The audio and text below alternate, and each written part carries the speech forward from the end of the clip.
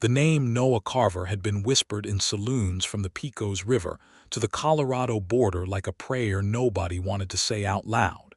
And yet there he stood on a Tuesday morning in the summer of 1883, holding a sack of flour for a woman who had not even asked nicely. Dry Creek, New Mexico Territory, was the kind of town that had not yet decided if it wanted to live or die. It had a general store that smelled of sawdust and tobacco, a livery stable that leaned slightly to the left as though it were listening for trouble, two competing churches whose congregations had not spoken since a disagreement over hymnals in 1879, and a saloon called the Red Rooster that never closed and never turned a profit. There was a schoolhouse at the edge of town where children learned to read from a single battered primer, a blacksmith shop run by a man named Hector Villanueva who had come up from Chihuahua 15 years ago and never left, and a small row of houses along the main road where widows and shopkeepers and a retired army surgeon tried to make something of their lives on the high desert plain. Noah Carver had ridden into Dry Creek that morning not because he wanted to, but because his horse had thrown a shoe 3 miles east of town, and there was no arguing with a lame horse in July heat. He was 32 years old, lean as a fence post, with dark hair that had gone a little long at the collar, and eyes the color of river slate that tended to make people step aside when he walked toward them. He wore his gun low on his right hip, which was not a fashion choice. It was a fact of his life, same as breathing. In the years before that Tuesday morning, Noah Carver had built a reputation that was partly deserved and partly the kind of legend that grows in the telling, the way a creek becomes a river in a dry land man's imagination. He had worked as a hired gun in his early 20s, a fact he did not apologize for but did not broadcast either. He had tracked men across the Llano Estacado for a fee and brought them back mostly alive. He had stood in the street in Tucson and in Las Cruces, and once memorably, in a place called Dog Flat that no longer appeared on any map, and he had come out of each of those moments upright and steady, while other men had not. The law generally regarded him as a useful problem. Outlaws regarded him as a serious inconvenience. Ordinary citizens regarded him with the particular cocktail of admiration and dread that the frontier reserved for men who lived at its sharpest edge. He was not, by any reasonable accounting, a man who carried groceries. He had left his horse at Hector Villanueva's livery with enough coin for the repair and strict instructions about the quality of the shoe, and then he had walked up the main road of Dry Creek because there was nothing else to do for the next 2 hours. He was not hungry. He was not thirsty. He had no intention of going into the Red Rooster at 9 in the morning. He was simply a man walking through a town he did not intend to stay in, watching the world go about its ordinary business with the faintly detached curiosity of someone who had been away from ordinary business for a very long time. That was when he saw her. She came out of Gruber's general store backwards, which was how Noah first noticed her, because not many people navigated a doorway in reverse with that much composure. She was managing 2 large flour sacks, a tin of molasses, a paper-wrapped parcel that smelled of cured meat even from where he stood, and a basket over one arm that contained what appeared to be a full dozen eggs. She was maybe 26 or 27, he guessed, with dark auburn hair pinned up under a practical wide-brimmed hat that had seen better days. She wore a gray dress that was clean but faded, and her boots were the boots of someone who actually worked, not the decorative kind. She was not a large woman, and the load she was managing was definitively too much for one person, but she was navigating it with a kind of determined efficiency that suggested she had done this before and would not be accepting sympathy about it.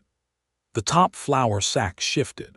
It happened the way things always happened in the fraction of a second before disaster, the slow tipping of the center of gravity past the point of no return. Noah watched it happen with the same calm assessment he gave to everything. Read the physics of it. knew the eggs were about to meet the packed dirt road of Dry Creek at considerable speed, and moved without deciding to.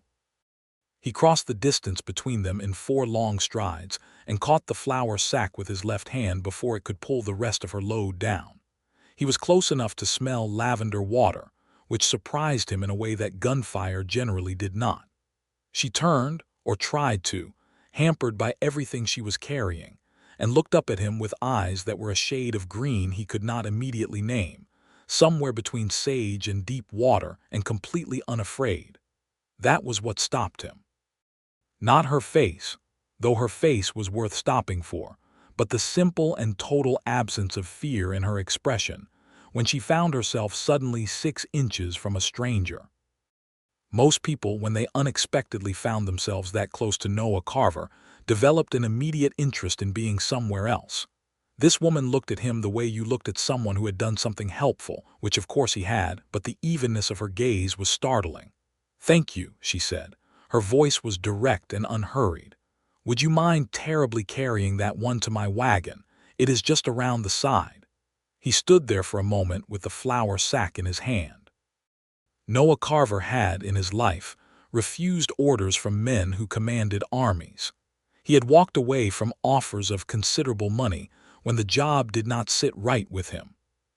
He had said no to sheriffs, to ranchers, to a judge in Santa Fe who had tried to conscript him into a posse, and to a cattle baron in Texas who had offered him more per month than most men made in a year.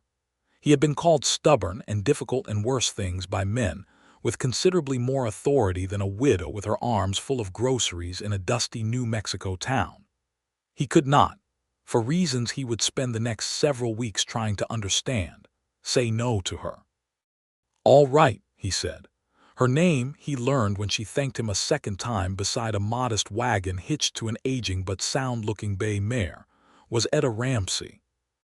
She said it simply, the way people did in the West when they had nothing to hide and no performance to give, and she climbed up onto the wagon seat without apparent expectation of further assistance, gathered the reins with practiced hands and looked down at him. "I have not seen you in Dry Creek before," she said. It was an observation, not an accusation. "Passing through," he said. "My horse threw a shoe." "Hector will do right by you," she said, meaning the blacksmith. "He is the best in this part of the territory." She paused, and there was a brief quiet between them that was not uncomfortable, which was unusual in itself. "Thank you again, Mr. Carver," he said. "Noah Carver." He watched her face for the flicker. It always came, that slight adjustment in the eyes, that brief recalculation of who they were standing next to. He had been watching for it for so many years that he noticed its absence the same way you noticed the absence of a sound you had been bracing for. She nodded once. "Etta Ramsey," she said again, as though they were being formally introduced for the second time, and she saw nothing wrong with that. "Good day, Mr. Carver. I hope your horse mends quickly." She clicked her tongue at the mare and drove away down the road, and Noah Carver stood in the side alley of Gruber's General Store holding nothing, and felt something he had not felt in a very long time, which was curious. Not suspicious curious, not threat assessment curious. Just genuinely, simply curious about another person. He walked back to the livery to check on his horse and told himself it meant nothing. His horse was fine by noon. The shoe Hector Villanueva put on it was, as Etta had promised, excellent work, set clean and true with the kind of care that indicated professional pride. Noah paid the man, saddled up, and rode to the eastern edge of town. He stopped there, one hand on the pommel, looking out at the long, flat distance of the desert where the road went straight as an accusation toward the horizon. He sat there for a while. Then he turned his horse around and rode back into Dry Creek and asked at the general store if there was a decent place to take a room. Felix Gruber, the storekeeper, was a round man with spectacles and a nervous temperament who had clearly heard the name Noah Carver before, because he dropped a pencil when Noah told him. But he recovered admirably and directed him to a boarding house on the north side of town, run by a Mrs. Patience Holloway, who he assured Noah was a fine Christian woman who kept a clean house and did not permit firearms in the dining room, a policy that Noah had already decided he would be ignoring in the privacy of his own opinion. Mrs. Holloway's boarding house was a two-story structure that had once been painted white and was now a comfortable weathered cream. There were 4 other boarders: a land surveyor from Ohio named Gerald Prentice who talked too much, a quiet man named Sam Two Horses who was half Navajo and worked for the land office, a traveling goods salesman named Whitfield who smelled of bay rum and disappointment, and a young schoolteacher named Miss Abigail Ford who ate her meals quickly and returned to her room with the focused determination of someone working against a deadline. Noah took his room, a small clean space at the back of the second floor with a window that faced west, and he sat on the edge of the narrow bed and told himself, in very plain terms, that he was staying one more night only because he was tired, and that there was absolutely no other reason. He believed himself completely for approximately 4 hours, which was until supper time, when he came downstairs and found that the only remaining seat at Mrs. Holloway's long dining table was the one directly across from Etta Ramsey. She lived in town, he would learn. She had a small house half a mile out on the West Road, a place that had been her husband's and was now hers by the simple arithmetic of grief. James Ramsey had died 18 months ago, taken by a fever that started as a cold and became something else with brutal speed, leaving her with a house, 40 acres of hard ground, a kitchen garden that was the envy of the neighborhood, a 5-year-old daughter named Clara, and a set of debts that she was working off with the same quiet determination that seemed to characterize everything she did. She took meals at Mrs. Holloway's twice a week because Mrs. Holloway was her husband's aunt by marriage and had insisted upon it, and because there were evenings when the house was too quiet and Clara was already asleep, and a woman needed something other than her own company. Noah learned none of this at dinner. He learned it over the following week, in pieces, the way you learn anything worth knowing about a person, slowly and not always in order. At dinner that first evening, she simply looked at him across the table with those sage and deep-water eyes and said, "The horse is well, then, Mr. Carver." And he said yes, and then she asked him to pass the corn bread, and something in Noah Carver that had been locked tight for a very long time clicked a fraction open, just a fraction, like a door in a house where all the doors have been shut so long you have forgotten they could move. He stayed 3 more days. Then he stayed a week. He told himself he was waiting for a letter from a man in Albuquerque about a job that might or might not materialize. This was true as far as it went. He was also, with increasing frequency, finding reasons to be on the main road when Etta Ramsey came into town for her errands. He was finding that his opinion of Dry Creek was improving considerably. He was finding that Mrs. Holloway's cooking was actually very good, and the company at supper was tolerable, and that the evenings on the front porch of the boarding house with a cup of coffee were among the most genuinely peaceful moments he had experienced in years. He did not examine this too closely. On his 8th day in Dry Creek, he encountered Etta outside the post office, where she was reading a letter with the careful expression of someone working through complicated news. He touched the brim of his hat. She looked up and tucked the letter into her basket with a smooth, unhurried motion that he recognized as the particular kind of discipline that comes from not wanting to show distress in public. "Good morning," she said. "Good morning," he said. And then, because he was not a man who was good at small talk and generally preferred directness, he said, "Bad news." She considered him for a moment. Most people would have deflected. She seemed to be the kind of woman who did not see the point in that. "The bank in Las Cruces has declined my application for a loan to repair the roof of my house," she said. "The east side has been leaking since spring. I had hoped to address it before autumn." She said it matter-of-factly, without self-pity, the way you stated a problem that needed solving. "I know something about roofs," Noah said. She raised her eyebrows very slightly. "Is that so?" "Spent 2 years in Colorado in my 20s doing construction work," he said, which was true. People tended to be surprised by the ordinary facts of his biography.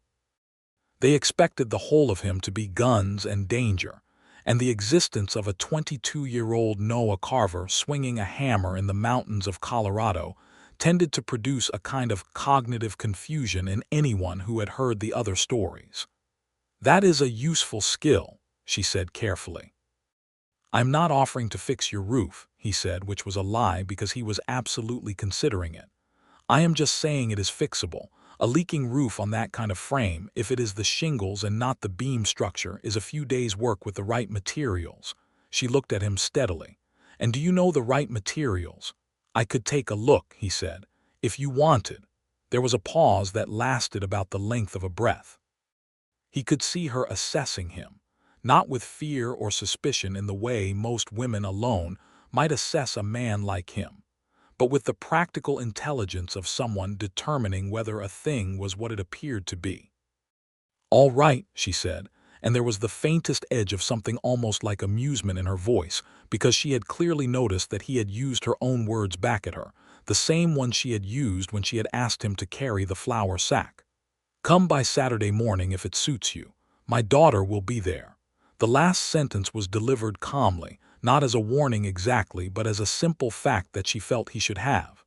"That is fine," he said. He walked back to Mrs. Holloway's boarding house in the July heat and sat on the edge of his bed and looked at his hands, which were the hands of a man who had done a great many things in his life, some of which he was proud of and some of which he was not. And he thought about a woman who had not flinched when she heard his name, and about a leaking roof, and about what it meant that he was still in a town he had ridden into with a lame horse and no intention of stopping. He wrote back to the man in Albuquerque and said he would need another 2 weeks.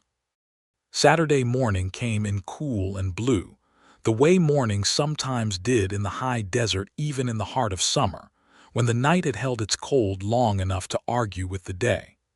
Noah rode out the west road on his horse, a dark gray gelding named Nothing because he had never seen the point of naming horses, and found Etta's place without difficulty. It was a sound little house, adobe and timber, sitting on its 40 acres with a kitchen garden that was, as he had heard, genuinely impressive for the climate, and a small barn, and a corral with 1 horse and 2 goats that watched him approach with the blank sovereign judgment of goats everywhere. Etta came out of the front door as he dismounted, and behind her, barely contained in the doorway, was a small girl of about 5 with her mother's auburn hair and eyes that were a lighter green, wide and evaluating in the way of children who have learned to observe adults carefully. "Mr. Carver," Etta said. She had an apron on over her day dress, the kind of detail that told him she had been working already and had not put on anything special because he was coming, which he found, inexplicably, more appealing than if she had. "Mrs. Ramsey," he said. He looked at the girl. "Good morning." The girl stared at him with ferocious focus. "Mama said you know about roofs," she announced. "Clara," Etta said. "I do," Noah said. Clara considered this. "Our roof leaks on my bed when it rains very hard," she said. "I have to put a pot there." "That is uncomfortable," he said. "It wakes me up," she said gravely. "The dripping sound." "We will see what can be done about that," he said. He spent the morning on the roof while Etta worked in her garden below, and Clara moved between the two of them with the magnetic indecision of a child who could not determine which adult was more interesting. The damage was what he had suspected.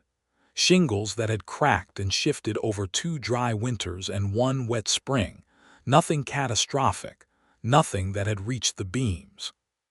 He made notes and estimates, came down from the roof by midday, and sat at the plain wooden table in Etta's kitchen where she served him cold water and a plate of bread and dried venison with a canned peach on the side, because it was summer and she had put up peaches last year, and she was not the kind of woman who did not feed people who came to do work. Clara sat across from him and ate her own lunch and continued to watch him with total attention. She asked him if he had a horse. He said yes. She asked what its name was. He said it did not have one. She was quiet for a moment and then said with great decision, "We should call him Rain." "Why Rain?" he asked. "Because of the roof," she said, with the kind of logic that could not actually be argued with. Etta looked at him from the other end of the table with an expression that contained, for just a moment, a real smile, not the polite, composed sort she generally offered the world, but a genuine one that reached her eyes and changed her whole face into something that Noah Carver found deeply inconvenient to witness, because he had been very carefully avoiding thinking of her in terms that were going to complicate his life, and a smile like that made it nearly impossible to continue. "Rain," he said to Clara. "All right." The materials for the roof repairs would come from the lumber yard in Las Cruces, which had a regular delivery wagon that came through Dry Creek every 2 weeks. Noah paid for them himself, which he did not make a production of, simply went to Felix Gruber's store and arranged the order because Gruber had a line of communication with the Las Cruces yard, and the bill was manageable and the job needed doing. He told Etta afterward, expecting an argument because she struck him as the kind of woman who did not like debts. She did not argue. She looked at him for a long moment with an expression he could not entirely read and then said, "I will pay you back by fall. I have vegetables to sell at the market in September and a buyer for wool from the goats." "You do not have to," he said. "I know I do not have to," she said. "I want to," he understood. It was not about the money. It was about the terms on which she received help, which were her terms, or it was not help she could comfortably accept. He respected it without reservation. He simply nodded.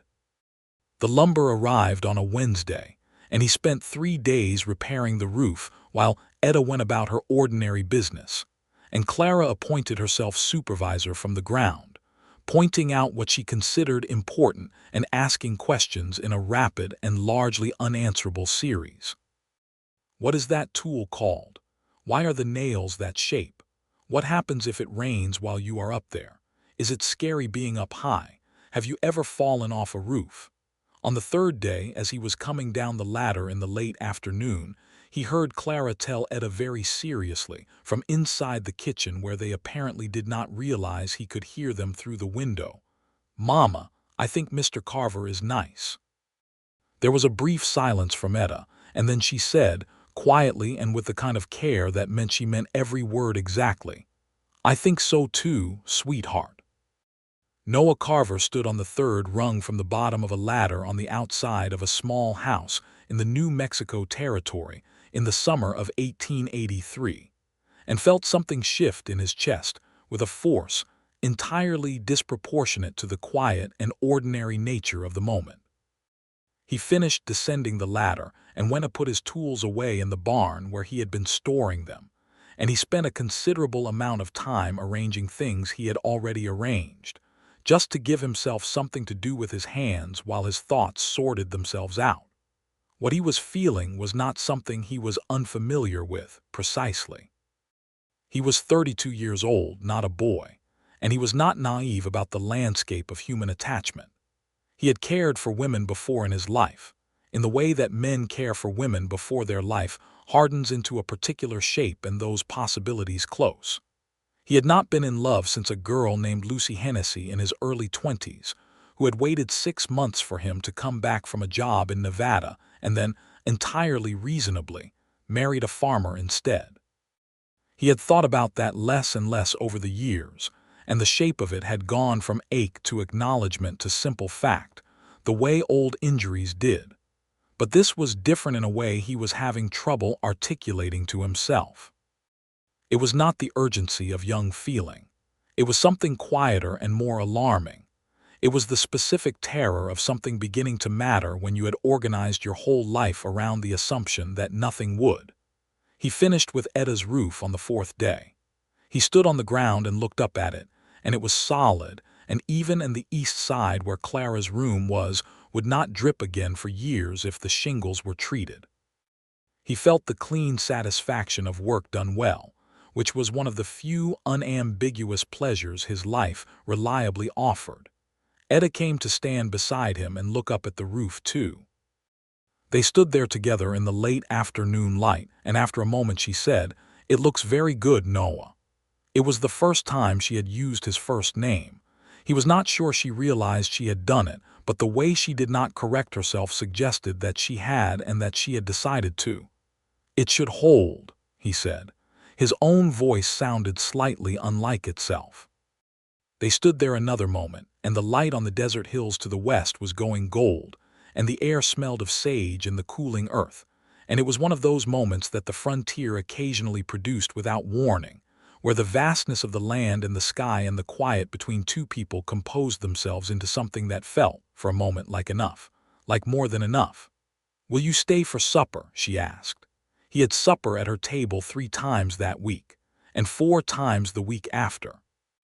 The letter from the man in Albuquerque arrived and described a job that was real and well-paying, and exactly the kind of work Noah had been doing for the last decade.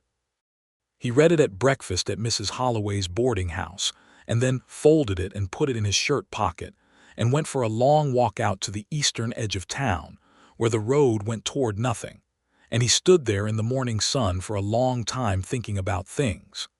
He thought about the shape of his life, which was lean and fast and unencumbered, built entirely for a man who was going to keep moving. He thought about the particular kind of freedom that had always lived in that shape, the way he could be anywhere, and the next thing was always possible. He thought about how long it had been since he had cared whether he was somewhere or nowhere. He thought about Etta Ramsey at her kitchen table in the evening light, reading to Clara from the primer while the girl leaned against her arm with the total boneless trust of a sleeping child, and about how Etta had looked up from the page at him once with her green eyes and not said anything at all. But the quality of the quiet between them had been so entirely new to him that he had not known what to do with it. He walked back to the boarding house and wrote back to the man in Albuquerque and declined. He told Etta that evening, or rather he told her in the way that he told her things, which was sideways and indirect, that he had been offered a job and had not taken it. He was working at Hector Villanueva's livery, by then for day wages, because he had been in Dry Creek long enough that the question of how he was spending his time had started to feel relevant, and Hector had needed an extra hand for the summer, and Noah's previous work with horses was not legend but fact. Etta set down her coffee cup and looked at him across her table where they had finished supper and Clara was already in bed, and the lantern between them made the shadows move slowly on the walls. "Why did you decline it?" she asked, not accusatorially, just honestly. He looked at her for a moment. "I think you know why," he said. She did not look away from him. A little color came into her face, which he found profoundly moving because she was not a woman who colored easily. She was composed and practical and direct, and the color in her face meant that she was moved by something and that he was the something. "Noah," she said carefully, "I need to tell you something before this goes further." "All right," he said. "I loved my husband," she said. "James was a good man. He was not perfect and neither was I, but I loved him and I grieved him truly." She paused. "I am not looking for someone to replace him. I am not looking for rescue. I am managing on my own and I am doing it adequately." "I know," he said. He meant it completely. "I am also," she continued, in the same measured voice that had the faint undercurrent of something unsteady in it, "not going to pretend that I do not find your company to be the best company I have had in a long time, because I am not in the habit of pretending things." He was quiet for a moment. Then he said, "I am not a simple man to care for, Etta. My past is—" "I know what your past is," she said, and there was no judgment in it but also no flinching. "Dry Creek is a small town. People talk. I have heard various versions of your history, some of which I believe and some of which I think are the kind of stories men tell about other men to make the world feel more dramatic than it is." She looked at him steadily. "I am more interested in who you are than who you were." Noah Carver, who had faced down armed men in darkened rooms and ridden through Apache territory in the dead of night, and done a dozen things that he would never put into words, found himself without speech for a full 5 seconds, which was remarkable. "Who I am," he said slowly, "is a man who has been sitting in your kitchen more evenings than not for the past month and a half and who cannot think of anywhere he would rather be." The color deepened in her face, and she looked down at her coffee cup for a moment, and then she looked back up at him, and her eyes were very bright in the lantern light. "Then I suppose," she said quietly, "we ought to acknowledge what this is." "Yes," he said, "I suppose we ought to." They did not reach for each other that night. They were not the kind of people who did. They finished their coffee and talked for another hour about ordinary things, about Clara's reading progress and the state of the vegetable garden, and a piece of land adjacent to Etta's 40 acres that might come up for sale in the autumn. And the conversation was entirely domestic and entirely unremarkable, and Noah rode back to Mrs. Holloway's boarding house in the dark with a feeling in his chest that he had no adequate vocabulary for, something wide and steady and quietly terrifying in the best possible way. The following Sunday, he took Clara for a ride on Rain, which was now the horse's official name in Clara's accounting if not necessarily in the horse's own opinion, and the girl sat in front of him on the saddle with a grip on the pommel, and an expression of absolute joy that did something to him he had not expected. He was not a man who had spent time imagining children as part of his future. Children had simply been absent from the landscape of the life he had built. But this particular child, small and fierce and sharp-minded, and inclined to talk constantly about important matters, had arrived in his life the way Etta had arrived, through the ordinary side door of an ordinary situation, without announcement, without drama, and had proceeded to matter. Etta watched them from the fence with her arms folded on the top rail, and a look on her face that she quickly arranged into something more neutral when she noticed him looking, but not quickly enough. He brought the horse back to the fence and swung Clara down, and she ran immediately toward the goats, who she had apparently decided she was on personal terms with. Noah dismounted and stood beside Etta at the fence, and the air between them was warm and easy and had the particular quality of something being decided. "She likes you," Etta said. "I like her," he said. "She is a good person." Etta smiled at that, the real smile, the one that changed her face. "She is," she said softly. "She is the best thing I have." He turned to look at her then, and she turned to look at him, and they were standing in the bright Sunday afternoon light with the smell of sage and dust around them, and the distance between them was maybe 8 inches, and he could see every shade in those green eyes, and he said, very quietly, "Etta."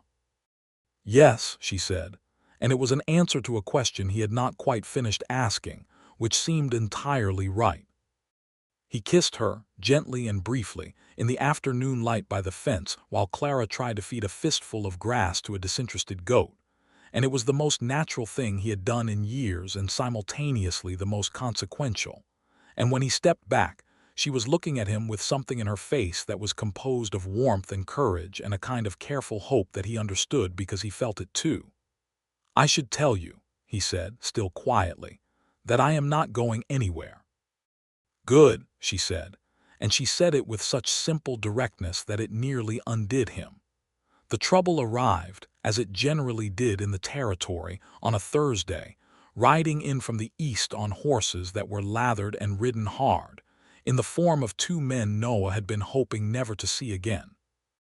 Their names were Del Cantor, and a man called Wick who had no last name anyone had ever established, and they were employed by a land speculation company out of Denver called the Hargrove Group, which was in the business of acquiring territory by pressure and occasional violence, and the kind of legal maneuvering that was technically lawful, but only in the way that a fence around a water source is technically lawful, when it is the only water source for 50 miles.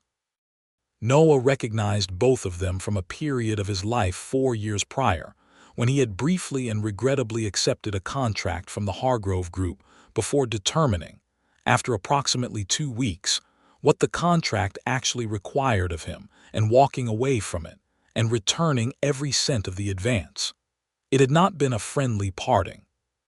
He saw them from across the main road of Dry Creek as he was coming out of the livery after his afternoon shift, and they saw him at the same moment, and there was a brief suspension of the ordinary afternoon in which all 3 men held entirely still, and the other people on the road moved away from the center of things with the experienced instinct of people who had lived in the territory long enough to read the weather. Del Cantor was a heavy man with a red face and a way of carrying his hands away from his sides that was meant to communicate readiness. Wick was thin and quiet and had eyes like a hawk that had given up on subtlety. They were not good men. They were not even particularly effective bad men, which in Noah's experience made them more dangerous than the competent variety because incompetent dangerous men were unpredictable in their timing. Carver, Del said, across the road. Del, Noah said. He had not moved. Did not know you were wintering in this place, Del said, as though it were summer and not a figure of speech. I am not wintering, Noah said. I live here. This produced a brief, surprised silence.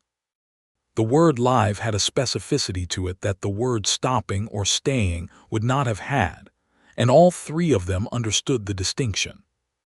Funny thing, Del said, his voice going to the particular register that meant he was about to say something he had been prepared to say. The Hargrove Group has an interest in property in this area, specifically some 40 acres on the West Road that have been identified for acquisition. Noah kept his face entirely still. There is a widow on those 40 acres, Del continued.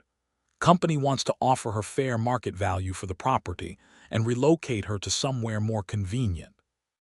We are here to make the offer. Is that what you are calling it? Noah said. Del's red face went slightly redder. It is a legal business transaction, Carver. No different than anything else the company does. I have seen what the company does, Noah said. I made a decision about it once before. You did, Del said. The company remembers that. Good, Noah said. Then the company knows where I stand. There was another silence. Wick had not spoken once, which was exactly what Noah expected of him. The man communicated in his stillness. We are going to make the offer, Del said. That is our business, and it is legal, and you have no standing to interfere with it. I am not going to interfere with a legal offer, Noah said, but I am going to be present when you make it, and I am going to be present when the answer is given. Del looked at him for a long moment, and then made a sound that might have been a laugh or might have been something else, and the two men rode on down the main road, and Noah watched them until they turned toward the Red Rooster, and then he untied rein from the livery post and rode fast out the West Road to Etta's house. She was in her garden when he came up the road at a speed that brought her to her feet before he had dismounted. Clara was not visible, which meant she was likely inside, which was good. There are two men in town from a land company called the Hargrove Group, he said, still on the horse, his voice level and calm the way he was in all situations that required it. They want your 40 acres. They are going to come to you with what they will call a fair offer. It will not be fair. More importantly, Etta, they are not gentlemen, and the way this company does business is not. I know about the Hargrove Group, she said. He stopped. James knew about them before he died, she said, in a voice that was steady but had iron in it. They approached him twice in the last year of his life. He refused both times. They have a water claim on the river 3 miles north of here, and if they acquire enough land in this corridor, they can control the water access for every small ranch and farm in the valley. She looked at him with those clear green eyes. I have been waiting for them to come back. He looked at her from the saddle for a moment. You are not going to sell, he said. It was not a question. I am not going to sell, she confirmed. This land belonged to my husband and before that to his father who broke it out of raw ground. My daughter will grow up on it if I have any say in the matter, which I do. He dismounted. He came and stood in front of her. When they come, I will be here, he said. You do not have to. I know I do not have to, he said. I want to. She looked at him for a long moment, and something moved across her face that was more complicated and more complete than the look she had given him at the fence on Sunday. Something that acknowledged who he was and what he was offering and received it without diminishment. All right, she said. Thank you.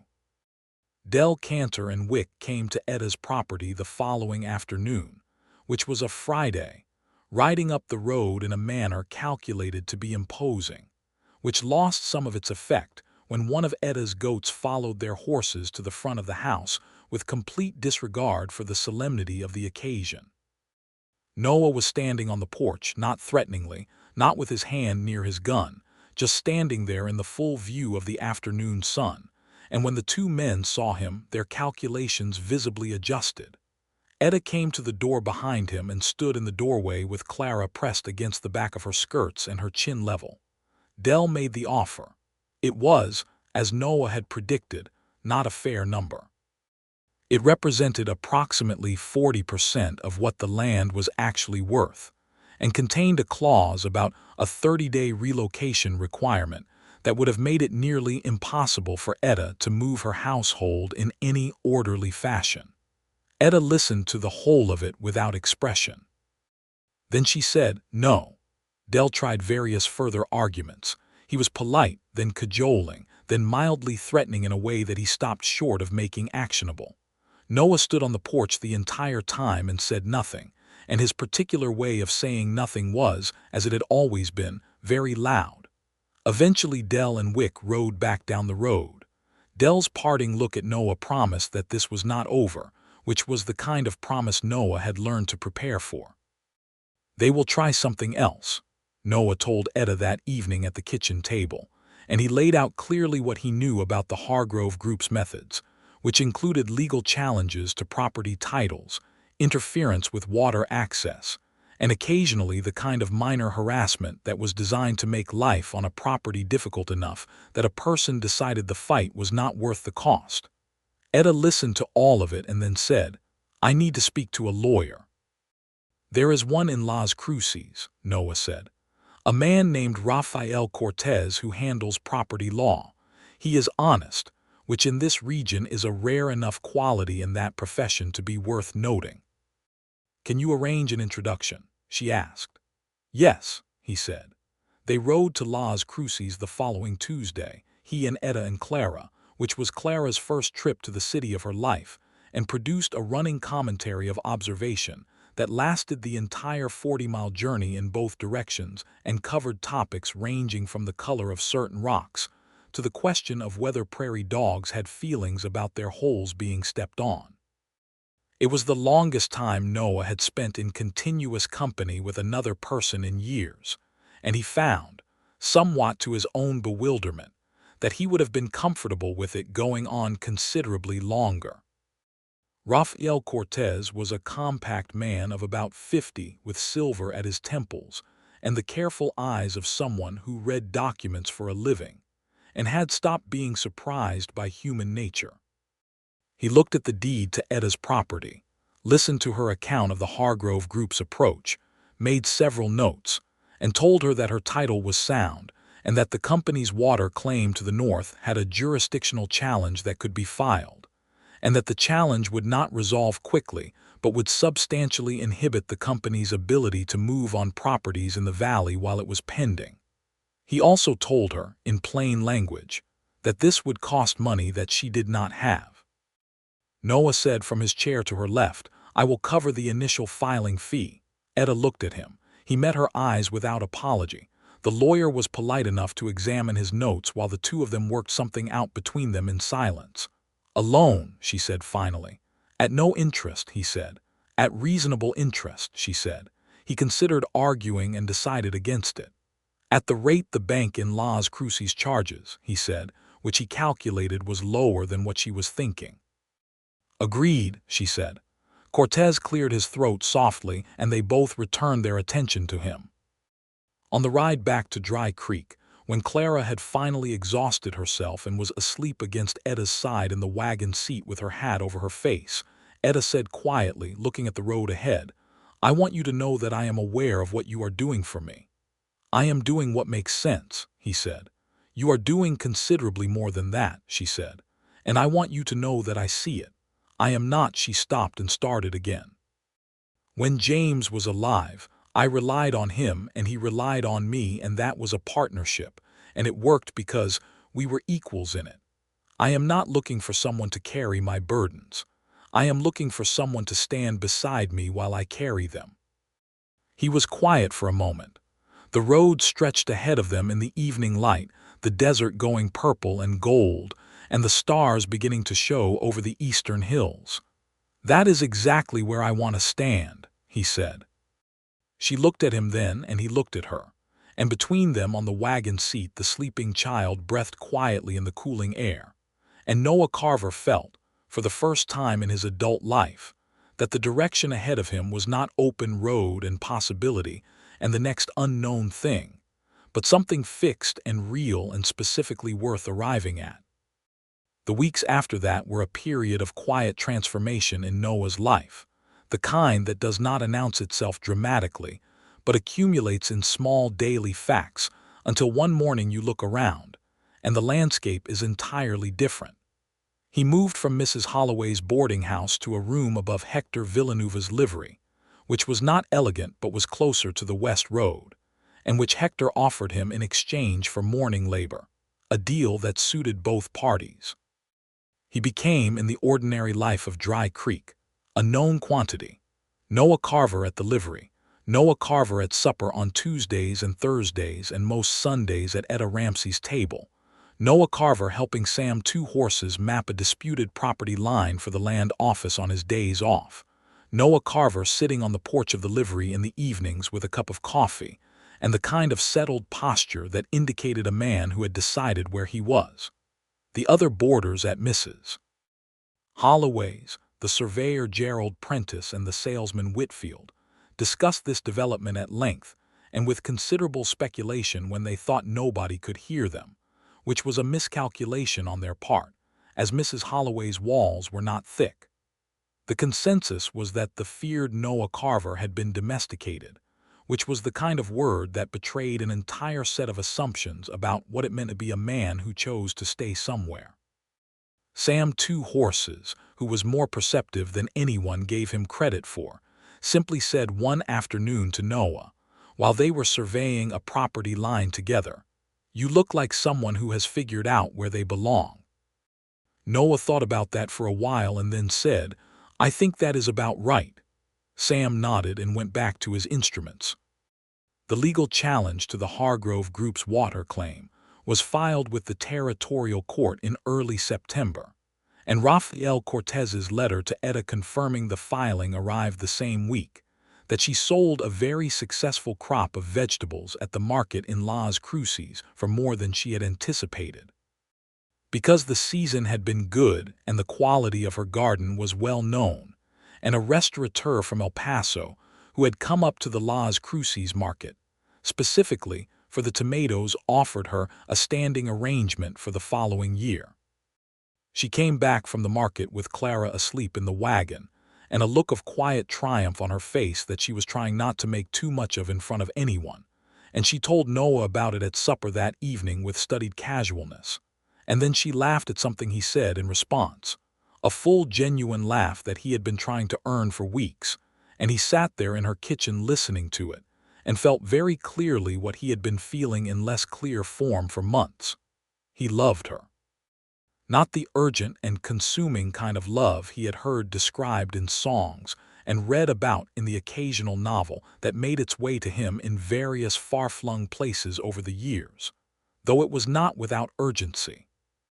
It was the kind that felt like recognition, like the specific satisfaction of a piece of the world that had been the wrong shape suddenly being exactly right, and it was attached not only to Etta herself, but to this life, this table, this kitchen with its smell of wood smoke and dried herbs, this particular sound of her daughter breathing through her nose when she was concentrating on the arithmetic lesson she was working through with her primer, this land and this desert and this small determined town. He did not say it that evening.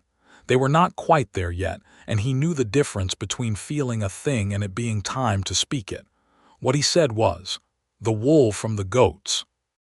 "Did you have a buyer arranged?" "Miller at the dry goods in Las Cruces," she said, coming back from the laugh to the practical world with the ease of a woman comfortable in both. "He takes fleece for resale. It is not a large amount, but it covers the winter feed costs." "Good," he said. "The money from the tomatoes and the repayment schedule I have worked out with Mr. Cortez means I will have your loan returned to you by March," she said. "There is no hurry," he said. "March," she repeated firmly, because Etta Ramsey paid her debts on terms she chose. "March," he agreed. October came, and with it, the cooling of the desert and the particular quality of light on the mesas that made even a man who had traveled most of the Southwest stop and look twice.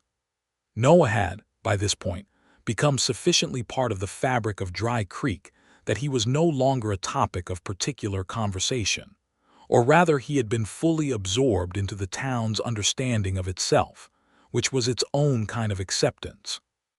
He was the man at the livery with the good hand for horses who was courting the Ramsey widow, and those two facts, which would have seemed entirely contradictory to anyone who had heard the old stories, coexisted in Dry Creek's collective understanding without difficulty, because people in small frontier towns had a practical relationship with reinvention, and with the idea that a man could be more than one thing in the course of a life.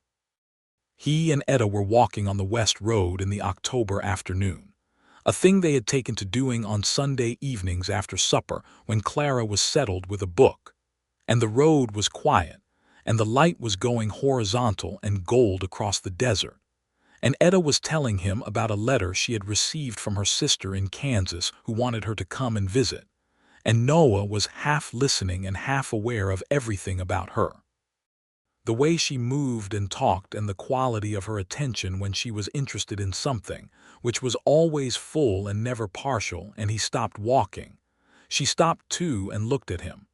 "I want to ask you something," he said. He had not planned the exact moment, which was probably the right way for it to happen with Etta, because she would have seen through careful planning. She waited, which was something she was exceptionally good at, the kind of waiting that gave a person space to be exactly as long as they needed to be. "I know that I am not a simple proposition," he said. "I know that I carry a history that is complicated, and some of it is genuinely difficult, and some of it is reputation, and the reputation is harder to shed than the reality. I know that you are a woman who has already built something here, and I am not asking you to change what you have built." He paused. He could hear the exactness in his own voice, the way he was trying to say this right, which was unusual for him because he generally did not try hard with words. "But I would very much like if you are willing to build something together, something that is yours and mine and Clara's," and he started again. "I am asking you to marry me, Etta." The desert was quiet around them. A hawk turned in a slow circle far above the mesa. Etta looked at him for a long moment, and he watched her face move through something complicated and real and completely honest, the way her face always did, because she was incapable of performing feelings she did not have.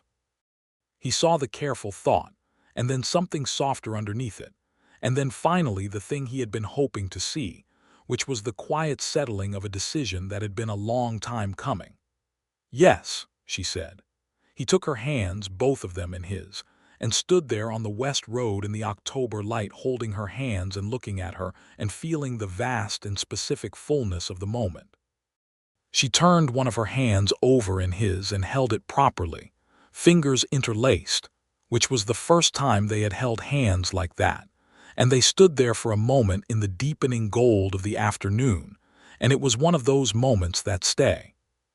Clara, when informed the following morning at breakfast, set down her spoon with great deliberation and looked at both of them across the table and said, "Does this mean Noah will live with us?" "Yes," Etta said. Clara processed this. "Will he still sleep in the barn sometimes when the horses need him?" "The horses are at the livery," Noah said. "I will be at the house." Clara nodded slowly. "All right," she said. "But Rain should come here. He should not have to stay at the livery if you are not there." "I think that can be arranged," he said. She picked her spoon back up and returned to her oatmeal with an expression of complete satisfaction. "Good," she said. "I am glad." Etta looked at him across the top of Clara's head, and her eyes were bright and soft at the same time, and he understood completely, in that moment, what she had said about Clara being the best thing she had. They were married in November in the church whose congregation had won the hymnal dispute back in 1879, which turned out to be the larger of the two, and had the better organ, which had seemed like a small point until Mrs. Holloway played it, and everyone agreed that the choice had been entirely correct. The ceremony was conducted by Reverend Alcott, a man of 60 with a voice like a cello and a genuine warm regard for his congregation, and it was attended by virtually the entire town of Dry Creek because a wedding in November was an excellent reason to gather, and because the general community feeling about this particular union was one of deep approval. Felix Gruber came and dropped nothing. Hector Villanueva came and brought his wife and 3 sons. Sam 2 Horses attended in his best coat and sat in the 3rd pew, and nodded at Noah with the precise economy of a man who said much with very little. Miss Abigail Ford, the schoolteacher, came and cried quietly at the appropriate moments, which was considered appropriate behavior at weddings. Gerald Prentice came and gave a toast at the dinner afterward that was longer than strictly necessary, but had a genuine warmth underneath the verbosity.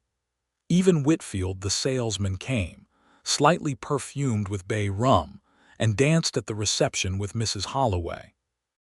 Etta wore a dress the color of cream, borrowed from her sister who had come from Kansas for the occasion, and who was named Dora and had Etta's directness without Etta's particular quality of stillness, which made her a great deal noisier but no less honest.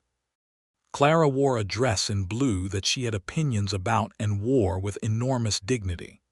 Noah wore his best coat, which was dark and well-fitted, and which Etta had pressed herself the night before, and which Clara had inspected very seriously and declared suitable. He stood at the front of the church and watched Etta walk down the aisle on the arm of her father-in-law, old Thomas Ramsey, who had come up from El Paso specifically for this. And she was looking at him the entire way, those green eyes direct and steady and full of something that was not the careful, composed expression she offered the world, but the real one underneath, and he forgot for a moment how to breathe. She came and stood beside him, and Reverend Alcott began, and Noah Carver, who had ridden alone through 2 territories for the better part of a decade, and had been called the most feared name from the Pecos to the Colorado border, stood in the small church in Dry Creek, New Mexico Territory, in November of 1883, and made promises that he had never in his life imagined making, with a conviction he had never in his life felt before, and meant every word with his whole heart. Etta said her vows in a voice that was steady and clear and entirely her own. No trembling, no performance, just Etta Ramsey saying what she meant with the simplicity and directness that had stopped him cold on the side road of a general store 4 months ago when she had asked him, without even being properly polite about it, to carry her groceries. After the ceremony, after the dinner and the dancing and the toasts, and after Clara had fallen asleep in her grandmother's arms in the corner, and Dora had herded the last of the celebrants gently toward the door, after Mrs. Holloway had wept a little saying good night, and Hector had shaken Noah's hand with the grip of a man who had once shoed a horse for him, and now called him a friend. After all of it, he and Etta sat on the porch of what was now their house together, in the cold November night with blankets around their shoulders, looking at the stars over the desert. The stars in New Mexico were extraordinary. Noah had seen them from 100 different places over the years, but they were particularly extraordinary from this porch because of who he was looking at them with. "Are you happy?" she asked him, because Etta asked the direct question. He turned to look at her, her face in the starlight, the steady green eyes. The composure that he had learned in 4 months was not the absence of feeling but its finest container. "I did not know I could feel this happy," he said, which was the truest thing he had said in his life. She leaned her head against his shoulder, which was something she did not do in front of people because Etta Ramsey kept her tenderness private. But there was no one to see, and he was her husband now, and she leaned against him in the cold November dark, and he put his arm around her, and they sat there together and said nothing for a long time, and the silence between them was the warmest thing he had ever been inside of. The winter was good. The Hargrove Group's legal challenge moved through the territorial court with the exasperating slowness of all legal proceedings, but Cortez wrote in December with cautiously optimistic news about the jurisdictional question, and the company showed no further signs of direct harassment of Etta's property, which Noah attributed partly to the legal proceedings, and partly to his continued and visible presence in Dry Creek. A presence that had clearly been noted in whatever communications the company's men sent back to Denver. Del Cantor and Wick did not return.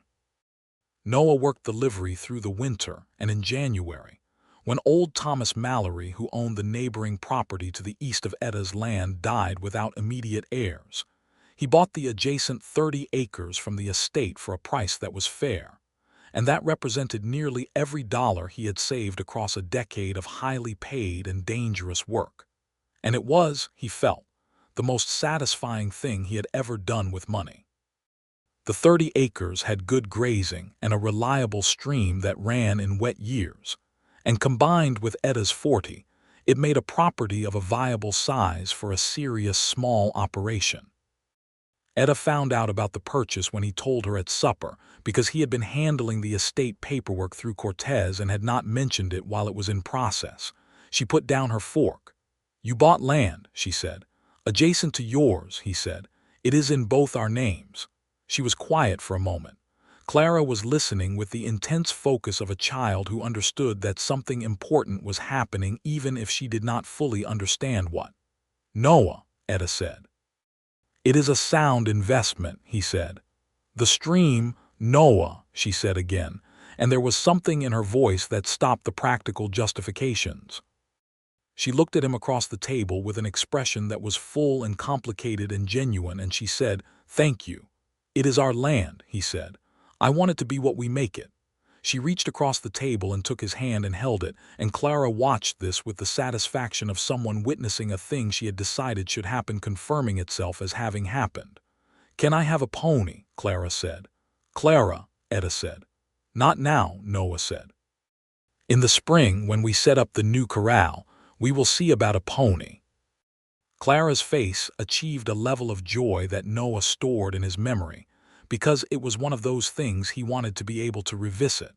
The way you kept certain coins in your pocket not for spending, but for the weight of them. Spring came, and with it, the particular resurrection that the desert performed every year against all apparent odds. The kitchen garden went in, and Etta's plan for expanding the tomato crop for the El Paso restaurateur was executed with the same organized attention she brought to everything. The new corral went up on the joined property, a good sturdy structure that Noah built with Hector's help on 2 weekends in April. And in May, he bought Clara a small bay pony from a rancher 10 miles to the north who had more horses than sense. And the pony came with the name Biscuit, which Clara considered acceptable but noted could be changed if the pony itself expressed a preference. Which revealed something about Clara's inner life that Noah found entirely consistent with everything he had come to know about her. The legal matter with the Hargrove Group was resolved in June of 1884, when the territorial court ruled against the company's water claim on the grounds that it conflicted with established prior appropriation rights held by 3 separate property owners in the valley, including Etta's. It was a landmark ruling in its small way, and Cortez sent a letter that managed to be both professionally understated and genuinely triumphant, and Etta read it at the kitchen table and then looked out the window at her garden for a long moment with an expression that was quiet and complete. "It is done," she said. "Yes," Noah said. She turned back to him. "James would have been glad," she said. It was the first time she had mentioned James directly to him in some time, and she said it with the steady, loving matter-of-factness of a woman who carried her grief with grace, and had found that grief and love could coexist without contradiction. Noah nodded because he understood, and because he had come to feel in his own private accounting a kind of respect for James Ramsey that he thought was not strange, because a man who had built something worth fighting for and loved a woman worth loving had done something real in the world and deserved to be acknowledged. He would have, Noah said. They expanded the operation through the summer of 1884. Noah proved to have a genuine talent for cattle, which surprised nobody who had watched him with horses. They bought a small herd of 15 head from a neighbor who was retiring, and Noah and Hector's eldest son, A young man named Eduardo, who was 16 and completely focused on becoming the best horseman in the territory, worked the range together and began building what would eventually become a modest but steady ranching business. Sam's two horses came to supper one Sunday in August and spent the evening talking with Noah about the state of land rights in the territory, which was a complicated subject in 1884, particularly for the Navajo and Apache communities that had been systematically dispossessed of ancestral lands through a combination of treaty violations, military campaigns, and the kind of federal policies that were designed, whatever their stated rationale, to break apart ways of life that had sustained communities for generations. Sam spoke about this with the measured precision of a man who had lived on both edges of the divide and made his peace with the complexity without pretending the injustice was not real. Noah listened to all of it with attention, and Etta, who was not a woman who sat quietly while men discussed things she cared about, asked questions that were sharp and specific and demonstrated that she had been thinking about these issues and had her own views. It became one of those evenings that expanded the mind and left everyone at the table slightly fuller than they had arrived, which was the best kind of evening. After Sam had gone, riding back into town in the August dark, Etta said, doing the dishes while Noah dried them, "The world is very unjust in so many of its arrangements." "Yes," he said, "and we benefit from some of those arrangements," she said. "The land we bought and the land James's father bought before him, that land was not empty." "No," he said, "it was not." "I think about that," she said. "I do not know what to do with the thinking, but I do not want to stop thinking about it." He looked at her profile as she worked, the serious set of her face, the honesty of it. He put the dried plate down and said, "I think the thinking is the beginning of the doing. I do not know what the doing looks like on our scale, but I think Sam knows things we do not, and if we listen and learn from him and support what he and others are working on in the courts and the land office, that is something." She nodded slowly. "Yes," she said, "that is something." They finished the dishes in the comfortable quiet of two people who think the same way about things that matter and are grateful for it. In September of 1884, Etta Ramsey Carver paid back every cent of the loan Noah had extended for Cortez's legal fees, ahead of the agreed March deadline, which she presented to him at supper with a small folded paper and a look of complete satisfaction that he could not help but laugh at. "You said March," he said. "I said March was the deadline," she said. "I said nothing about not settling it earlier if I could." He took the paper and looked at it and then looked at her. "You know that this means nothing between us, Etta. It was never a real debt." "It was always a real debt," she said pleasantly. "It is now a real repayment. I am very satisfied with this situation." He folded the paper. "You are the most particular person I have ever known," he said. "I know," she said, with no evidence of intending to change. He leaned across the table and kissed her in front of Clara, who made a sound of theatrical sufferance, and then went back to her arithmetic, having long since made her peace with parental affection as an unavoidable feature of domestic life. In the spring of 1885, Etta told him in the quiet of the evening, with Clara already asleep, and the house settled into its nighttime sounds, that she was expecting a child. She told him in the same direct way she told him everything, looking at him with those clear green eyes across the bedroom where the lantern made warm shadows on the adobe walls, and he sat very still for a moment after she told him. Then he crossed the room and took her face in his hands, gently, the way you held something you were grateful for and afraid of ruining, and she put her hands over his and looked back at him steadily, and her eyes were bright. "Are you all right?" he asked.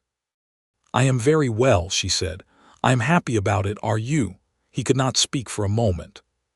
He was 34 years old and had lived a life that had not included this expectation, and the fullness of what he was feeling was beyond the reach of his vocabulary, which was not an extensive vocabulary in the best of circumstances. "I am the happiest I have been in my life," he said, "and I said that once before and I was right then, but this is—" He stopped. "Yes, Etta, I am very happy."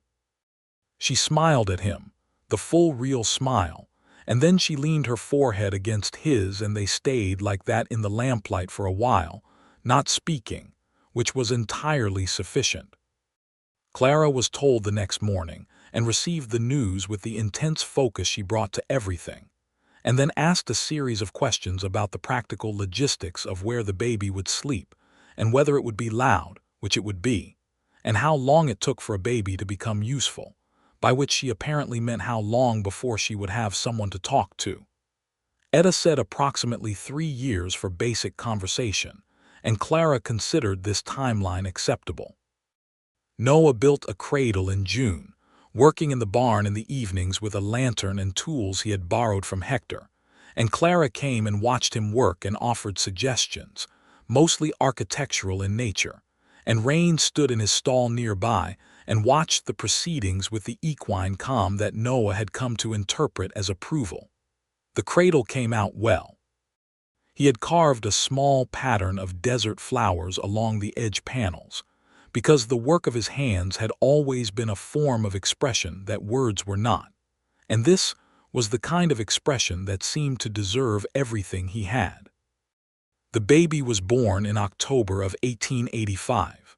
A boy, arrived in the early morning hours with the help of the town's doctor and Mrs. Holloway, who served as midwife with the competence of someone who had done it many times, and the warmth of someone who cared specifically about the people involved.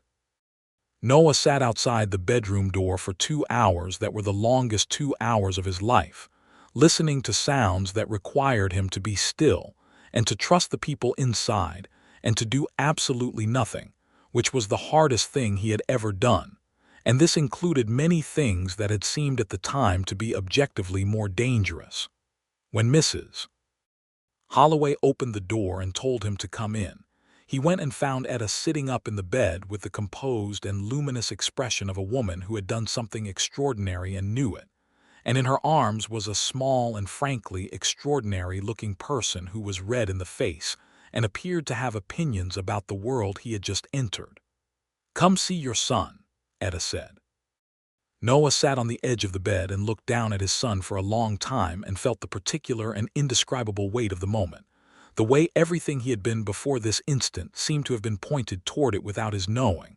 All the roads and all the years and all the choices that had brought him to a woman with no patience for nonsense asking him to carry a bag of flour on a Tuesday morning in July. "What shall we name him?" Etta asked. He had thought about this. "James," he said. "If it suits you." She looked at him for a moment and her eyes filled, quietly and completely, and she looked down at the baby and said softly, "James Thomas Carver." Thomas for old Thomas Ramsey. The boy already had a full name and a history behind it before he was an hour old. "That is a good name," Noah said. "Yes," she said, and she was still looking at the baby with an expression that was all the love in the world made visible. And then she looked up at Noah, and the expression did not change, just expanded. And he understood with complete clarity that he was one of the people she looked at with that expression now, and he had been for some time, and it was the most serious honor of his life. Clara met her brother that morning, creeping in with enormous gravity and standing at the edge of the bed and looking at the baby with the forensic attention she gave everything. "He is smaller than I thought," she said. "He will get bigger," Noah told her. When she said, "It takes some time," he said, she studied the baby further. "He looks like you around the eyes," she said to Noah, with a scientist's objective certainty, which made Etta laugh softly and Noah feel something he could not name, warm and specific and deep. The winter of 1885 was cold and good. The ranch was doing better than they had projected.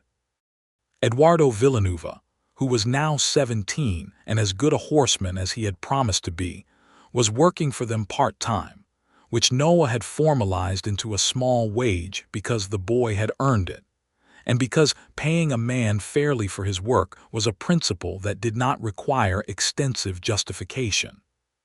The cattle herd had grown to 30 head, and they had added a small dairy operation that Etta had proposed and organized, and that was now supplying the boarding house and 2 households in town with fresh milk and butter, which Clara had strong feelings about in terms of the proper treatment of the dairy cows.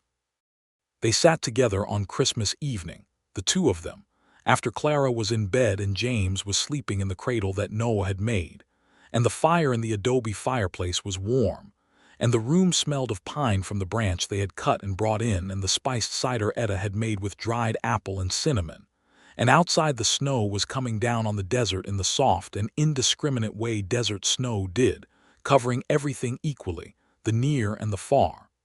"I have been thinking," Etta said. She was leaning against his side on the settee, which was a position she had arrived at gradually over the preceding months, because Etta Ramsey, who had kept her tenderness private, still kept it somewhat private, but with him she had slowly and of her own decision let the walls down to the height they were meant to be, which was to say, low enough to look over with ease. "What about," he said. "About where we are," she said. "About how this is not what either of us planned." "No," he said. "I did not plan for James to die when he did," she said. "I did not plan to be 27 and alone with a 4-year-old and 40 acres and a leaking roof." "No," he said quietly. "And you did not plan to be in Dry Creek with a thrown horseshoe," she said. "No," he said. "But here we are," she said. She turned her face up to look at him. "Here we are, Noah." He looked down at her. In the firelight she was entirely herself, the composed and direct and warm and fierce person she had been from the first moment he saw her navigating a doorway backwards with too much in her arms. And she was his wife and the mother of his son, and the woman across whose table he had sat for a year and a half eating supper and talking about everything that mattered. And she was still the person he was most curious about. Still the person whose thinking he most wanted to know and whose company made the world make the most sense. "Here we are," he said. She turned back to the fire and settled closer against his side, and he put his arm around her properly, and they watched the fire in the comfortable deep quiet of two people who have said the important things and now have the luxury of saying nothing. The snow outside came down on Dry Creek in the Christmas dark and covered the road and the garden and the new corral and the barn where Rain stood in his stall with Biscuit and the dairy cows, and covered the small church and the livery and the general store and Mrs. Holloway's boarding house where the surveyor and the salesman and the schoolteacher and Sam 2 horses were no doubt engaged in their own Christmas evenings, and covered the 40 acres and the 30 acres now joined into one property, and covered the graves in the cemetery at the edge of town, where James Ramsey's name was on a stone that Etta had put there when he died, and which she visited on Sundays with Clara, because memory was a form of love and should not be abandoned. The snow covered all of it equally, the past and the present, the grief and the happiness, the old roads and the new ones. In the spring of 1886, the year that would bring statehood discussions to the territory, and continue the slow and complicated process of the frontier becoming something more settled and less wild, Noah Carver woke before dawn, as he generally did, and lay in the dark of the room he shared with his wife, and listened to the sounds of the house. James was sleeping, his small breathing audible from the cradle. Outside, a meadowlark had started early, the kind of bird that treated dawn as a starting pistol. The desert light was beginning at the edge of the window, that first gray that precedes the gold.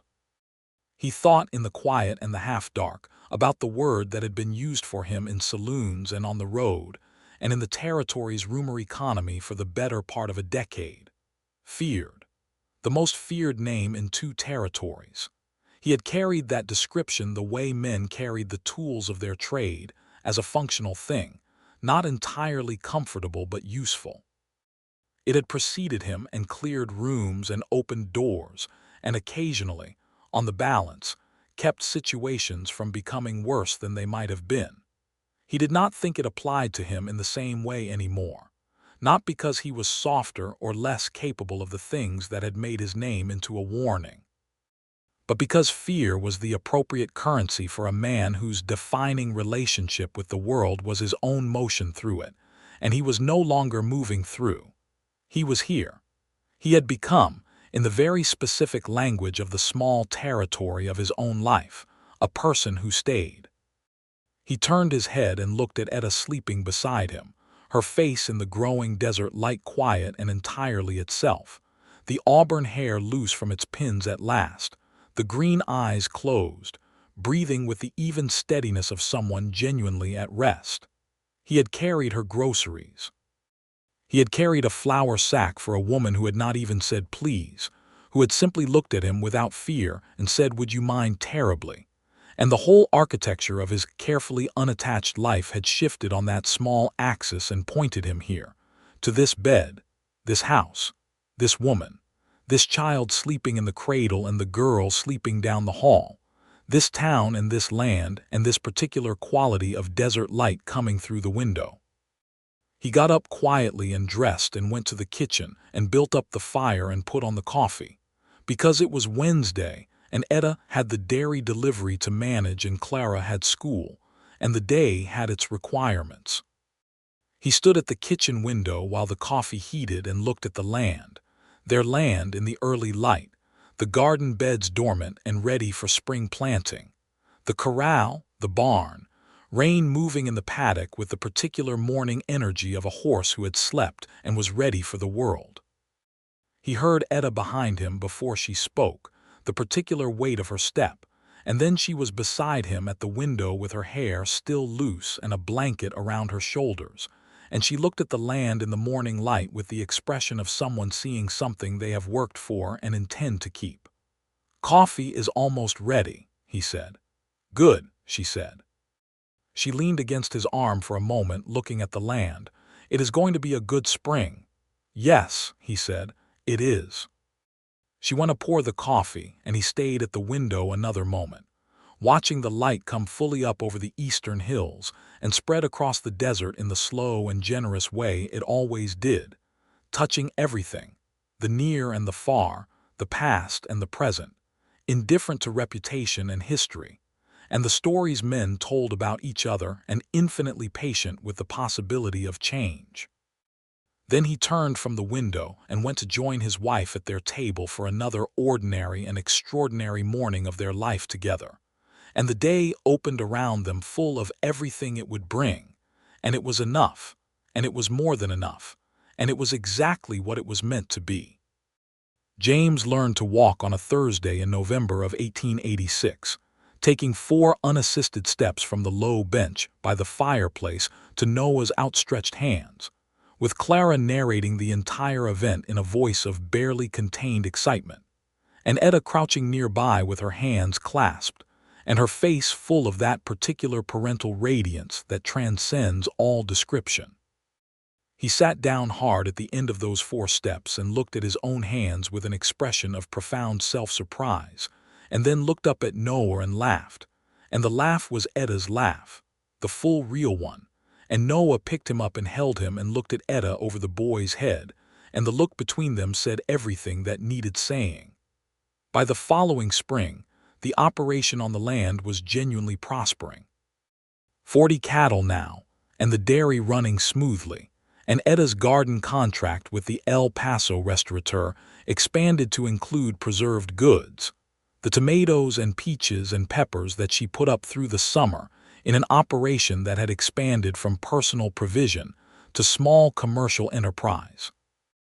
Dora came again from Kansas in April with her husband and their 2 children, and the house was briefly and joyfully overcrowded, and Clara dominated every gathering with the authority of someone who had been the center of an only-child household long enough to have strong opinions about social organization. And James followed his sister everywhere with the devoted attention of a younger sibling, who has decided that whoever his sister is following must be worth following.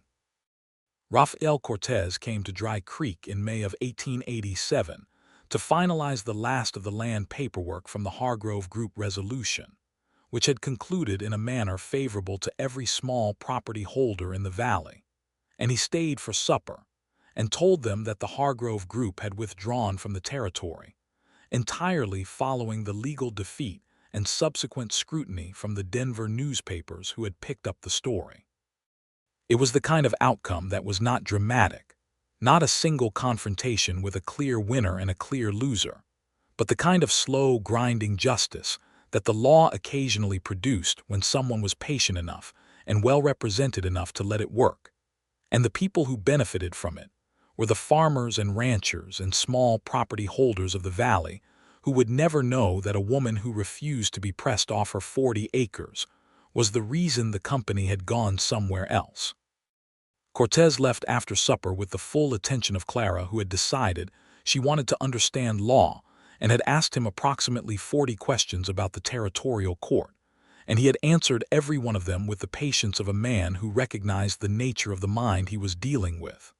After he rode away in the early summer evening, Noah and Etta stood at the gate of their property and watched the road and the night sky coming on. "Do you think Clara will be a lawyer?" he said. "I think Clara will be whatever she decides to be," Etta said, "and heaven help whatever field she chooses." He laughed and she smiled, and the evening was warm, and the fireflies that were not entirely common in the high desert but visited occasionally on warm July-approaching evenings were doing their small, impossibly perfect light show in the grass beyond the corral, and they stood there and watched it together. "I want to tell you something," he said. She turned to look at him. After 4 years, she could read his register of voice well enough to know when something serious was coming, and she gave him her full attention. "I spent a long time," he said, looking at the fireflies rather than her face, because some things were easier to say to the middle distance, being the man I was. Not bad, I think, mostly, but alone in a particular way. Not lonely, not sorry for myself, but built for solitude because that was what the life required, or what I told myself it required." He paused. "I do not know that I would have chosen differently if I had known. I think I had to be that man before I could be this one." He looked at her then. "But I want you to know that this one who is standing here with you is the man I was meant to be. This is the whole of it, Etta. You and this land and our children. This is the most real thing my life has contained." She looked back at him for a long moment, her green eyes steady and full, and then she said, "I know, Noah. I have known for a long time." She stepped into him, and he held her in the warm evening by the gate of their land, while the fireflies did their brief and brilliant work in the dark, and the house behind them held the sounds of Clara reading to James with practiced patience, the small voice that was becoming less small each month, and the familiar settling sounds of a house at the end of its day, and everything was exactly where it should be. 2 years later, in the summer of 1889, when the territory was full of talk about the coming statehood and the changing of the old frontier into something more orderly and less free-ranging and subject to more laws and fewer individual judgments, Etta told him over breakfast that she was expecting their second child. Clara was 11 by then, tall and self-possessed and already consuming every book that came within her reach, and James was 3, and in the full physical chaos of that age, currently attempting to climb the fence of the corral with Rain watching him from inside with what appeared to be resignation. The second child, born in January of 1890, was a girl. They named her Rose, which was Clara's suggestion, and which was accepted without discussion because naming conventions in the Carver household had long since been established as a collective enterprise. Rose arrived with dark hair like Noah, and a set of lungs that suggested she had not come to be quiet about anything, and James greeted her with the baffled reverence of a 4-year-old confronted with something that was smaller than him, and yet seemed to require all of the attention in the room. Clara held her new sister with the competence of a girl who had been paying attention to how things were done, and looked at her for a long time and then said, "She is going to be loud."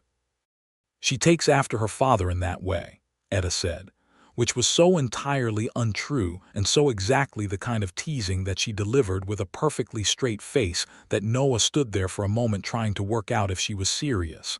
And then she smiled, and Clara laughed, and James said loud, in his current operational volume, which was also considerable, and Rose continued to have opinions about the world at full amplitude.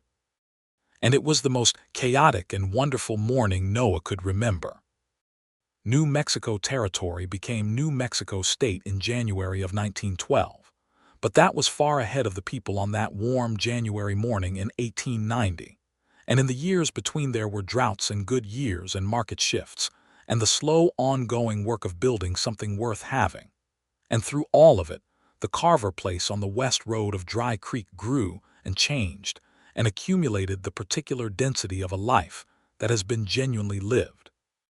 The horses and the cattle and the kitchen garden and the kitchen itself with its dried herbs and its smell of coffee, and the chair by the fireplace that was Noah's chair, and the chair beside it that was Etta's, and the two smaller chairs that were replaced with larger ones as the years turned, and the cradle that was built for James and used again for Rose and stored carefully in the barn after Rose was big enough to need it no longer, because it was the kind of thing you kept.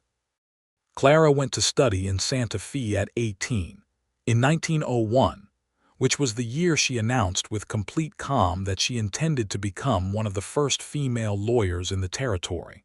And the look on Rafael Cortez's face when Noah wrote to inform him was, by Cortez's own subsequent description, a look of entirely justified pride.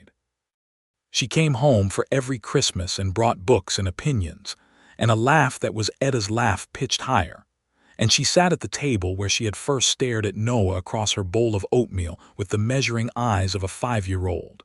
And she argued law and justice, and the shape of the world with everyone present. And Noah listened to her with a fullness of feeling that was fatherhood as he had come to know it, which was not the word he would have used before, but was exactly the right word now. James grew into himself gradually and with good humor, a boy and then a young man who had his father's quietness and his mother's precision, who preferred cattle to conversation, and whose feeling for the land was as natural and deep as breathing, who at 17 began talking with Eduardo Villanueva about expanding the herd operations, and who by 20 had become what you would have to honestly describe as a rancher in his own right, working the land his parents had built with the particular authority of someone who has known it from before he could walk.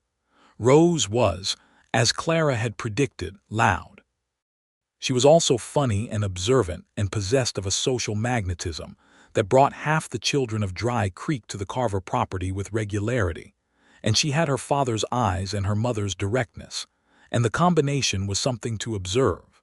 She learned to ride before she learned to read, which caused Etta precisely zero surprise, and she and Rain had an arrangement that was closer to partnership than ownership, which Noah felt was the right relationship to have with a horse.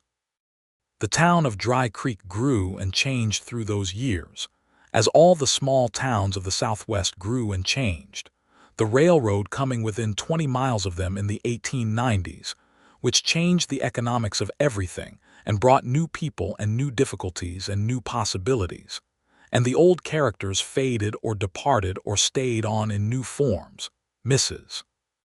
Holloway living to a remarkable old age, and finally going to her sister's house in Albuquerque with her good character, and her excellent cooking, and her memories of everyone who had ever sat at her long table, and Hector Villanueva handing the livery to Eduardo, who transformed it into a properly organized stable and horse trading operation, and Sam 2 horses becoming the most knowledgeable land title specialist in the territory, which was a job that nobody had officially created, but which the weight of circumstances had made necessary, and which he performed with the exacting honesty that had always characterized him.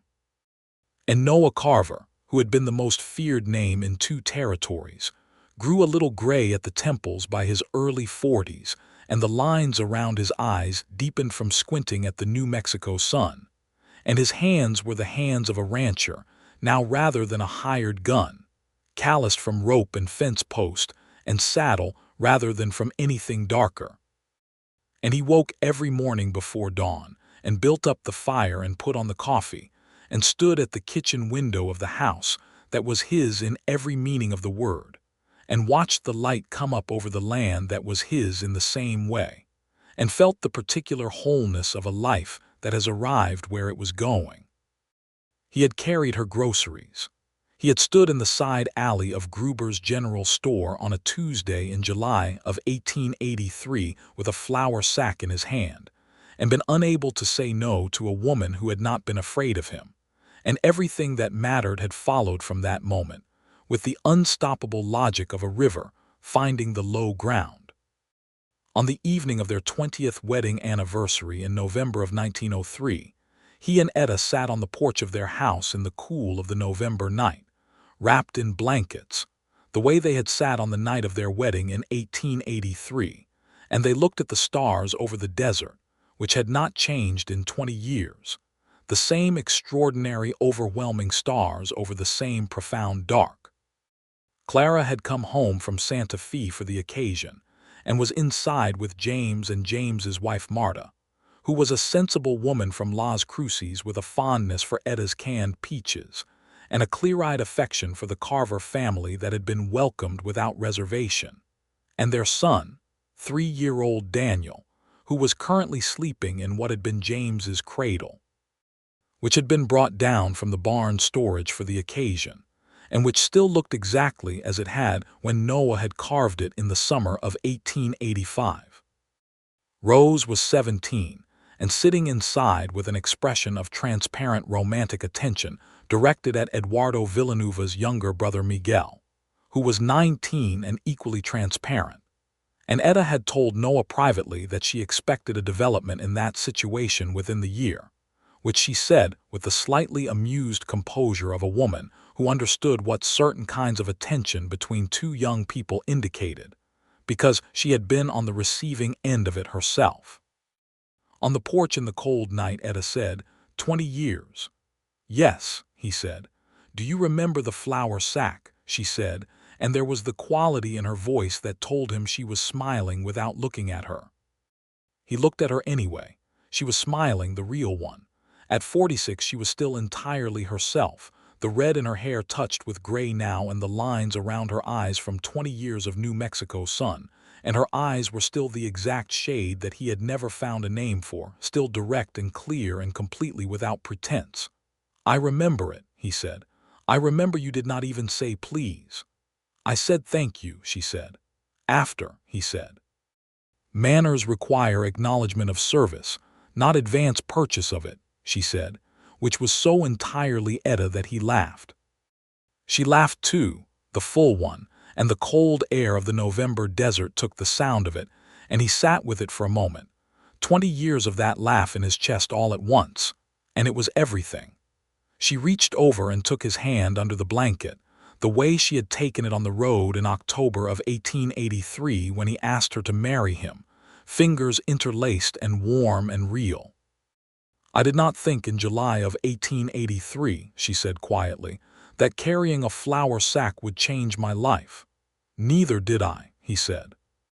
They sat there in the good dark with the stars over them and the sound of their family inside the house, the voices of their children and grandchild, and the sound of Clara disagreeing with someone about something important, and the sound of the land and the night around them, settled in theirs, and they held hands in the November cold and said nothing further for a long time, because everything had already been said and would keep on being said in the daily language of this life they had made together. And it was a very good life, built on the smallest and most ordinary of beginnings, and it had arrived at the place that all good things arrive at when they are given time and honesty, and the particular courage of two people who decide, without drama and without hesitation, that this is where they belong.